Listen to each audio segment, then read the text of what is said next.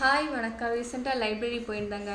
Actually நம்மளாம் ஒரு book வாங்கினாலே 150 7 எவ்வளோ வேணாலும் இருக்கலாம் சார்ஜஸ். ஆனால் நம்ம எத்தனை புக்ஸ் பார்த்தீங்கன்னா வாங்க முடியும்? ஒரு 1 2 வாங்கிட்டு வருவோம். ஆனால் நீங்கள் லைப்ரரிக்கு போனீங்கன்னா கவர்மெண்ட்டில் 50 ருபீஸ் பே பண்ணிவிட்டு 3 புக்ஸ் நீங்கள் எடுத்துகிட்டு வந்து படிக்கவும் செய்யலாம்.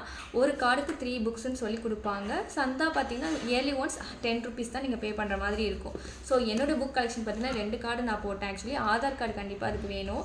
ஸோ என்னுடைய புக்ஸ் கலெக்ஷன்ஸ் பார்த்தீங்கன்னா மனதையும் உடலையும் நெறிப்படுத்தும் அகக்கல்வி பற்றியும், அப்புறம் பார்த்தா பள்ளி உளவியல் பற்றியும், அப்புறம் மனம் சொல்லும் மந்திரங்கள், அள்ளித்தரும் ஆழ்மனம், யோகாசனமும் மனத்தத்துவமும், மன அழுத்தத்தை சமாளிப்பது இப்படி மனம் பற்றியதாங்க நான் நிறைய கலெக்ஷன்ஸை நான் மோஸ்ட்லி எடுப்பேன்.